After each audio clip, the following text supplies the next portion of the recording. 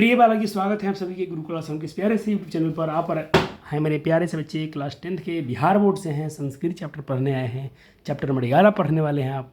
चलिए सर, बहुत बिजोर एक हम लोग के बीच की एक कथा है, मज़ा आता है पढ़ के, और जीवन में हमको लालच कितना करना चाहिए और कितना नहीं, ये चैप्टर हमको संस्कृत ऐसा विषय है कि आपको जीवन में एक इंसान बनाने की बार बार प्रेरणा देता है, तो हमें संस्कृत अवश्य पढ़ना चाहिए। संस्कृत से हमें संस्कार और सभ्यता दोनों मिलती हैं। चलिए सर, बात करते हैं। चैप्टर का नाम है व्याघ्र पथिक कथा। एक बाघ और एक पथिक, एक बटोही है रास्ते। पथिक मतलब चलने वाला, रास्ता में उसकी कहानी है, कथा है। अयम पाठ, यह पाठ नारायण पंडित के द्वारा रचा गया हितोपदेश नामक नीति ग्रंथ से लिया गया है। अब मित्र लभान खंडान संकलित से संकलित है। हितोपदेश, जो हितोपदेश हमें बोला लिया गया है, तो हितोपदेश जो है बाल का नाम, बच्चों के लिए मनोरंजन का एक नीति शिक्षा नाम। नानक अनेक प्रकार की पशु पक्षी सर्वदा प्रस्तुत कथयाम लोभस्य। प्रस्तुत चैप्टर में लोभ का दुष्परिणाम दिखाया गया है, और पशुपति कथा जो का मूल्य मानव शिक्षता प्रवृत्ति इति इतार्थ भी कथा भी ज्ञाते। सॉरी बच्चे जी, थोड़ा आवाज़ फंस रहा है। तो ये बहुत मतलब पशु के द्वारा इस चैप्टर को पढ़ाया जाता है। पशु पक्षियों को इसमें चित्र उसको आधार लेकर चैप्टर को पढ़ाया, तो बहुत मज़ा आता है। हमने इतना पढ़ा, थोड़ा सा और आगे चलते हैं चैप्टर में। कशित व्याघ वृद्ध व्याघ। कहीं एक दिन कोई कशित मतलब कोई बूढ़ा व्याघ स्नात में स्नान करके कुशस्त हाथ में सरस्ती मतलब होता है बच्चे जी तालाब सरोवर के किनारे स्नान कर कुश लेकर अपने हाथ में नदी किनारे बैठा था, रुका हुआ था। और भो पंथा, एक कोई पथिक जा रहा था, तो बोला भो पंथा, हे पंथा, अरे हे भाई, इदम स्वर्ण कंगनम गुरियात। अरे मैं जो हाथ में स्वर्ण के कंगन लिया हूँ, स्वर्ण मतलब सोना के जो कंगन लिया हूँ, ले लो भाई, ग्रहण कर लो इसको। ततो लोभा कृष्णने किनाश्चित पंथो लो चित्तदम भाग्य अंति संभवित। क्या बात है, यहाँ पर राही जो सोच रहे हैं अपने मन में, उनकी भावना पढ़िएगा थोड़ा सा। यहाँ पर राही जी सोच रहे हैं मन में, ये सोने कंगन ग्रहण कर जिसे बोला, तो इसके बाद लोभ से आकृष्ट होकर पथिक बोला, मन में सोचने लगा, अरे भाई क्या भाग्य है, ये सोने का कंगन भाग्य से ही संभव हो सकता है या मिल सकता है, किंतु यह आत्मसंदेह है। लेकिन थोड़ा उसके मन में शक भी हो रहा है कि ये भाई क्यों, क्योंकि आत्म में संदेह भी है की स्थिति है, और आत्मसंदेह की स्थिति में कार्य नहीं करना चाहिए। मन में थोड़ा शंका है, लेकिन भाग्य से इतना बड़ा सोने कंगन मिल रहा है, ये तो खुशी की बात है, लेकिन कहीं ना कहीं इतना आसानी से मिल रहा है, ये बात कहीं ना कहीं इनके मन में संकोच है, और संकोच में कोई कार्य नहीं करना चाहिए। आप कोई एग्जाम में कोई क्वेश्चन सॉल्व कर रहे हैं, थोड़ा सा मन में शंका है, प्रिय बालक जी छोड़िए, अगले क्वेश्चन सॉल्व कीजिए, क्योंकि आपके एग्जाम में 100 क्वेश्चन होंगे, आपको 50 क्वेश्चन बनाने हैं। शंका वाले चीज़ हमेशा गलत हो जाते हैं। ये पथिक द्वारा बहुत अच्छा बात सोचा गया। और क्या लिखा गया है, अनिष्टादिष्टा लोभम न गर्जिताते शुभा इतरास्ते विसंग अमृत तदापि मृत्युवे। यहाँ बताया गया है, किंतु स्वार्थ जिन्हें प्रवृत्ति संदेह है, यहाँ पर जहाँ अमंगल की आशंका हो, वहाँ जाने से व्यक्ति की को परहेज करना चाहिए। कितना अच्छा बात बोल रहा है पंडित ये पथिक, क्योंकि वहाँ विष के संपर्क में अमृत भी मृत्यु के कारण बन जाती है। अगर किसी के पास अमृत है ना, अमृत भी अगर विष के संपर्क में जाती है, तो अमृत भी विष के समान कार्य करती है। आपको क्या सिखाया गया इसमें, आपको सिखाया गया कि भाई कहीं पर शंका है, कहीं आपको अमंगल लगता है, आशंका है, आपको उस कार्य से बचना चाहिए, परहेज करना चाहिए, क्योंकि वहाँ पर विष के संगति में विषम संगत अमृत, विष के संगत में अमृत भी मृत्यु के समान कार्य करती है। बच्चे जी एक बार प्यारे से बच्चे इस बात को लिखेंगे जहाँ तक मैं पढ़ा गया आपको। सुंदर सा प्यारा सा नोट्स बनाना है बच्चों को मेरे, और इस बार संस्कृत में आपको 100 to 100 करके आना है, क्योंकि बुक मैं आपको बहुत जल्दी ख़त्म कर रहा हूँ, और व्याकरण के लेक्चर पढ़े हैं। बस संस्कृत में कोई आपका 100 नंबर नहीं रोकने वाला है, 90+ तो आप इजीली करके जाएंगे। लेकिन मेरा सपना है कि बच्चे मेरे 95 से ऊपर लेकर लाएँ नंबर, इसके लिए आपको 100 का 100 टारगेट लेके चलना पड़ेगा। चलिए यहाँ तक हो गया। चलिए सर जी, अब चलते हैं हम अगले श्लोक के तरफ।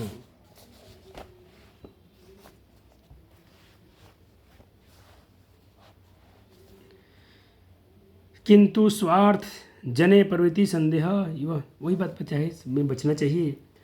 और प्रकाशम बुरते कुत्रम त्व कंगनाम व्यागो हस्तप।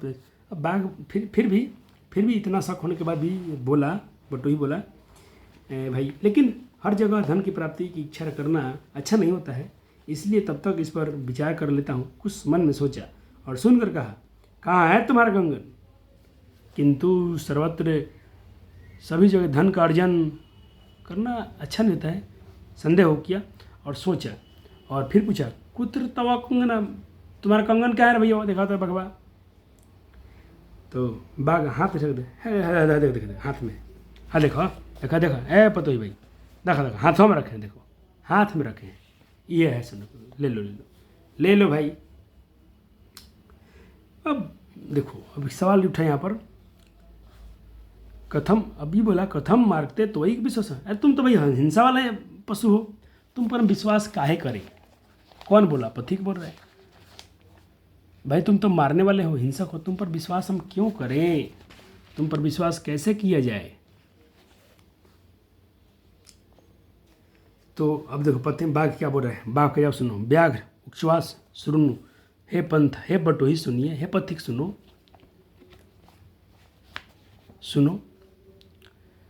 युवन प्रयो, जब मैं युवना दशति दुर्त असम, मैं जब जवान था, जब मैं, आज मैं बूढ़ा हो गया, जब मैं नौजवान था तो मैं बहुत मनुष्य को,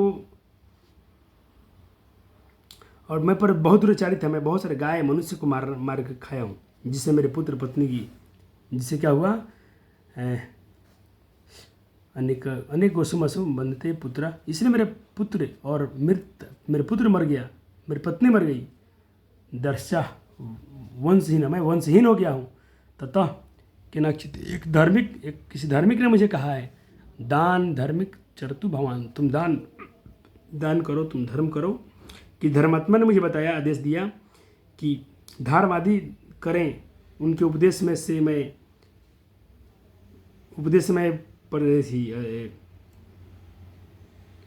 प्रभावित होकर मैं स्नानशील दानी हूँ, मैं स्नान करके दान करने के लिए दानी बन गया हूँ। तथा कुदा, और मेरे नाक और मेरे दांत देखो, सब बिना, मेरे नाखून भी नहीं है, मेरे दांत भी नहीं है, बोला है लाइन में कि देखो मेरे दांत, मैं बिढ़ा हो गया हूँ, मेरे दांत नहीं है, गल गया है, कुछ भी नहीं है मेरे पास। तुम्हें बताओ मेरे पास विश्वास, क्या मैं विश्वास के पात्र नहीं हूँ? क्या तुम मुझे विश्वास नहीं कर सकते हो? मेरे पास कुछ भी नहीं है हमला करने के लिए। माया च धर्मस्य त्राणी सुरनु, अब एक वहाँ बताया गया है, दरिद्र धन भौरे कौंतेय प्रमिछोरे धनम व्याधिष्ट में धपथम निर्जुम। ये जो यहाँ पर कौंतेय, कुंती का जो पुत्र का इस्तेमाल किया गया है, युधिष्ठिर के लिए किया गया है। किसके लिए किया गया है? युधिष्ठिर के लिए किया गया है। अब कहते हैं, देखो यहाँ पर इस पंक्ति में बताया गया है कि हे कुंती पुत्र, गरीबों को दान दे। चलो पहले इसको मैं बात बताऊँ, पहले यहाँ तक आप नोट्स बना लें, पहले आप नोट्स बना लें, नहीं तो लंबा हो जाएगा। यहाँ तक तो हो गया था आपका, चलिए आपको यहाँ से करना था। बहुत प्यारा सुंदर, बहुत छोटा हो गया है क्या? थोड़ा सा, चलो कोई बात नहीं। चलो अब चलते हैं, इसमें क्या बताया गया। हे कुंती पुत्र, यहाँ पर युधिष्ठिर कहते हैं, हे कुंती पुत्र, युधिष्ठिर के बारे में बताया है, गरीबों को दान देना चाहिए। क्वेश्चन पूछिएगा, दान किसको देना चाहिए? गरीबों को। और धन का यहाँ कहा गया है, गरीबों को धन दो, धनवानों को धन मत दो, रोगी को दवा दो, या मतलब जो निरोगी हैं, रोगी को दवा दो, निरोगी के नहीं। इसका वाक्य हिंदी लिख लें। अब हम ये पढ़ेंगे, ये वाला अनच्य, ये वाला दत्वामी मिते यदानम दियतो न पुपकरणी देशे काले च पात्रे तदान सात्विक दान। सात्विक दान किसे कहा गया है? क्वेश्चन बहुत बार पूछा गया है। और दूसरी बात यह है कि दान देना चाहिए, या दान किसको दान देना चाहिए? जरूरतमंद को दान देना चाहिए। ये दान उसी को देना चाहिए जिससे उस दान के बदले उपकार करना नहीं हो। उचित जगह, उपयुक्त समय और उचित व्यक्ति को दिया गया दान को सात्विक दान कहलाता है या सात्विक दान होता है। बहुत बार पेपर में आया हुआ क्वेश्चन है। आपसे क्वेश्चन डायरेक्ट पूछ लेगा कि सात्विक दान क्या कहलाता है, सात्विक दान किसे कहते हैं, आप डायरेक्टली आंसर लिखेंगे। तो यहाँ से यहाँ तक का भावार्थ यहाँ लिखा गया है। चलिए सर आते हैं अगले लाइन पर। तद्र सरसी स्नत्वा स्वर्ण कुंगनम गृहान, अतः इस नदी में स्नान करो और ये सोने का कंगन ग्रहण करो। तदो ये वसुदु तदो पतितो लोभस्सरा स्नातु परोस, जैसे वो उसमें प्रवेश किया। अब देखो भाई यहाँ पर क्या हुआ, यहाँ इस तालाब में स्नान करके सोने का कंगन ग्रहण कर, इसके बाद इसकी बातों में पर विश्वास करके जैसे ही तालाब में स्नान करने के लिए एक डुबकी लगाया, बैठा, गहरे कीचड़ में फंस गया और भागने में असमर्थ हो गया। और उसको कीचड़ में डूबता देख बाघ बोला, देखो पते पतिथि दृष्टवा व्याघ्रो, अहो तुम तो भाई महापंक्तों, लगता है तुम इस कीचड़ में फंस गए हो। आस्त्वा हम तो मुथ्वा त्यापी इक्तवा सुनई सनई, रुको मैं तुमको इसमें से बाहर निकालता हूँ। धीरे धीरे तेना व्याघ्र ने धीरता, और धीरे धीरे उसके पास निकट जाकर बाघ ने उस पथिक को पकड़ लिया। और उस पथिक ने सोचा, बहुत बढ़िया बात सोच के गया है पथिक हमारे लिए, आपके लिए, सभी के लिए। और सिंधु तीर्चिता चितवान हस्ती मनव्य क्रिया दुर्भाग्य भारनो ज्ञान भार क्रिया बिना। क्या बात है, यह भक्ति का बाघ बोला, जिस व्यक्ति को इंद्रियों और मन पर अपने वश में नहीं हो, उसकी सारी क्रियाएं हाथी के स्नान के समान है। जिस प्रकार बंध्या स्त्री, जिस प्रकार बंध्या में समझते हो, विधवा स्त्री, जिस प्रकार बंध्या स्त्री का पालन पोषण बेकार है, कोई स्त्री बाँझ है जो बच्चे को जन्म नहीं दे सकती है, और इस स्त्री को आप कितना भी खिला पिला ले, क्या वो माँ बन सकती है? नहीं सर। उसी प्रकार क्रियाएं ज्ञान के बिना जो क्रिया होता है भार के समान होता है। बहुत बहुत अच्छी बात आपके लिए बता दिया गया है। चलो तो यहाँ से शुरू होता है श्लोक आपका, यहाँ तो कब लिख लिए थे?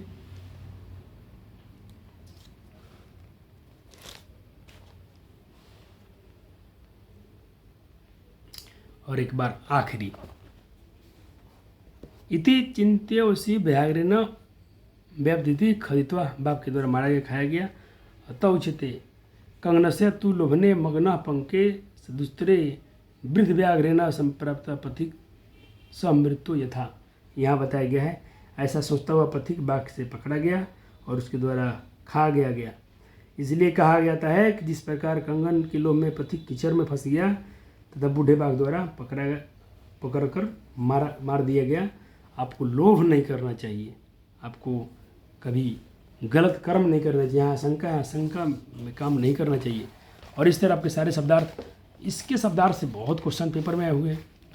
सरह मतलब पूछा गया था तालाब होता है, तिरम मतलब पूछा गया तट होता है। और तो ये सारे शब्दार्थ आपको याद रखने हैं। जो पूछा गया, मैं लाल या हाईलाइटर से हाईलाइट किया हूँ, ये भी पूछा गया था। विद्या मतलब क्या होता है? करना चाहिए, विद्या मतलब। और ये दरा मतलब पूछा गया, दरा मतलब। लेकिन मेरे बच्चे सबको आपको लिखना होगा, पढ़ना होगा। उक्तवा मतलब भी पूछा गया है, कह कर, ठीक है। तो दीदी भी कुछ शब्दार्थ लिखी हैं, लेकिन आप सारे शब्दार्थ पढ़ें, इसलिए मैं पहले बुक दिखा रहा हूँ, आपके लिए बहुत बेहतर होगा।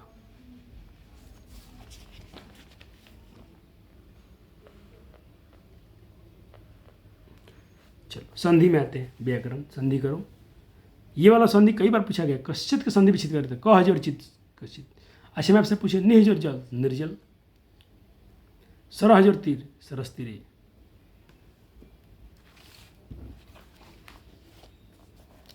बहुत इंपॉर्टेंट संधि दी गई हैं। जहाँ जहाँ मार्क लगाए हैं वो सब परीक्षा में आया हुआ है। जब इसका बुक का संधि पूछ देगा ना तो बढ़िया लोग फंस जाते हैं, क्योंकि देखो आप संधि जो पढ़ते हो ना अलग से, वो आसान होता है। तत्द्र, तत् जो अत्र, तदद्र, तदनाम, तत्र जो दनाम। ये क्वेश्चन संधि बहुत टॉप लेवल के होते हैं। ये भी पूछा गया था ये वाला। खदिश्च, खदितः जो च। फिर अब ये भी मतलब बुक से लिख लें तो और अच्छा है। मैं बुक से दिखाता हूँ, आपको लिखना है। आपके पास बुक है तो बुक से लिख ले, या तो मैं रिकॉर्ड कर ही रहा हूँ। चलिए, समास बहुत इंपॉर्टेंट है। वंशहीन कौन समास है? तत्पुरुष समास है, ठीक है। 4-5 समास के क्वेश्चन दिए गए। अब चलिए बुक वाला मैं कर देता हूँ। तो उम्मीद करता हूँ आप समाज से जितना मैंने रिकॉर्ड किया हूँ सब कर लिए होंगे। अब आपके बुक वाला क्वेश्चन मैं ऐसे करता हूँ, इसमें भी किया गया था लेकिन फिर भी आप बुक से कर लें और अच्छा है, क्योंकि उसमें कुछ करना तो है नहीं, एग्जाम्पल है, आपको एग्जाम्पल लिख लेना है। चलिए सर, सवाल क्या है? क स्नात कुशतः सरस्वती, कौन बुढ़ते, कौन कुश लेकर स्नान करके किनारे खड़ा हुआ था भाई? तो ब्याग, बाघ। भाग्यश्च समभवती इति केन, भाग के द्वारा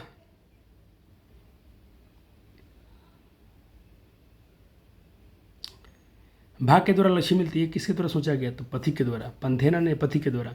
वृद्धव्याघ्र किम दान्तुम इच्छति स्म, उसको क्या इच्छा था भाई? तो उसके पास क्या दान करना था? तुम दान क्या देना चाहता था? सोने का कंगन। पथिक कुत्र निगमना अस्वत, पथिक कहाँ फंस गया भाई? तो कीचड़ में फंस गया। क्वेश्चन पूछेगा, हिंदी में पूछेगा, टेंशन मत लो, सारा क्वेश्चन हिंदी पूछेगा, इसलिए मैं हिंदी में उच्चारण कर रहा हूँ। पथिक के न व्यापृत खरीद, पथिक किसके द्वारा खाया गया भाई? तो बाघ के द्वारा, बूढ़े बाघ के द्वारा। ये भाई बहुत इंपॉर्टेंट है, पढ़ते हैं तो जरूर कर लीजिएगा, ये भरने वाला पढ़ते हैं, बिल्कुल भर लीजिएगा। चलो फिर सवाल, वृद्ध भैया कुद्र बुढ़ते, बूढ़ा बा कहाँ बोल रहा था भाई? तालाब के किनारे। कह लोभकृष्ट बहुत, कौन लोभ में आकृष्ट हो गया था? पथिक। क स्वर्ण कंगन दातु इच्छिम अस्ति, कौन सोने कंगन देने के लिए इच्छा था? किसकी इच्छा थी? तब वृद्ध बाघ की। क स्नानशील दानशील, कौन भाई? बताओ, बाघ था। क वंशीन, कौन वंशीन हो गया था? तो वृद्ध बाघ। क पंख, कौन पंख में फंस गया? तो भाई पथिक। देख रहे हैं आप, क्वेश्चन कितना इजीली कर देंगे। और गुड न्यूज़ है कि क्वेश्चन सब हिंदी में पूछा जाएगा, संस्कृत में क्वेश्चन नहीं पूछे जाएंगे। फिर भी आप अपने नोट्स में बना लेते हैं तो अच्छी बात है, बनाना भी चाहिए आपको। अब इसके हम क्वेश्चन आंसर का डिस्कस करेंगे। और गुड न्यूज़ है कि आपको इस बार बहुत पूछेगा।